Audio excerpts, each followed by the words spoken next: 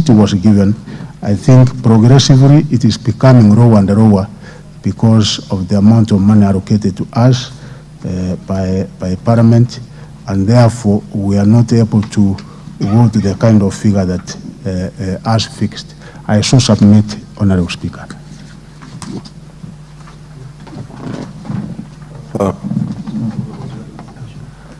I think the honourable member who asked the question has the first shot in the follow-up questions. That's the MP for Alego Songa, the Honourable Atandi. Thank you, Mr. Speaker.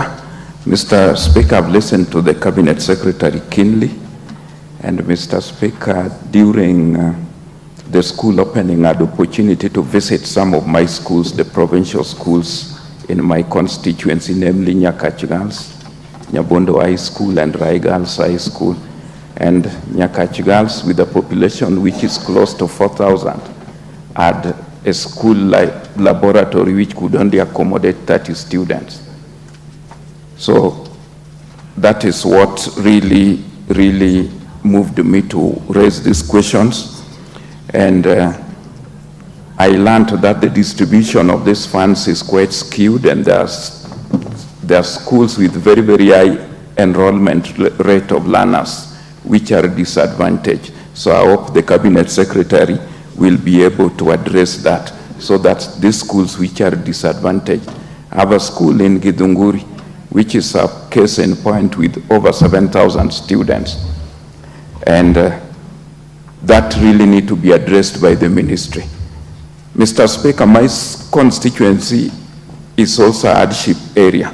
And I learned that the ministry has also been quite skewed in the issue of delocalization, where this house had actually pronounced itself.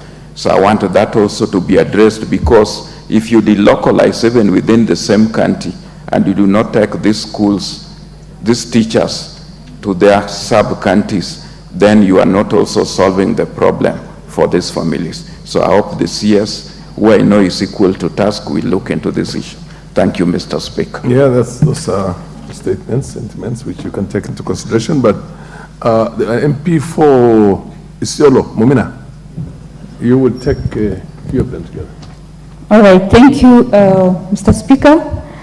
As a follow-up question on the matter of school infrastructure funds, I want to appreciate the CS for the good work they are doing in ensuring that these funds is moved fairly across all the schools.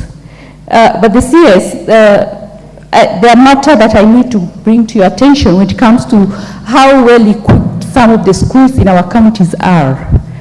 For example, in the case of Isiolo County, you realize that we only have one national school, which is a girls' school. We do not have any school equipped to the standard of national status that serves boys in that county. And most of our schools, as you see, especially where you are very much focused sending or placing students to go to school in areas like, in a school like Sericho Secondary and Buletsa Secondary and Algani Girls, they lack boarding facilities. And yet, you are placing Form 1s to those schools from other parts of the counties, and we are left wondering. Order, honourable members, order. Honourable members, if I understood the rules very well, this is a question and answer. You have a small opportunity to build up a background for a question, but not make a long statement on all the shopping list you have out there. So you can say in view of such and such and such, and then you ask a question. Thank you. Thank you, Chair.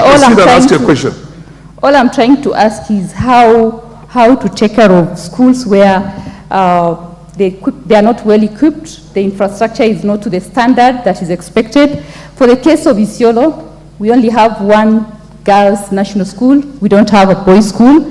Secondly, low-cost boarding.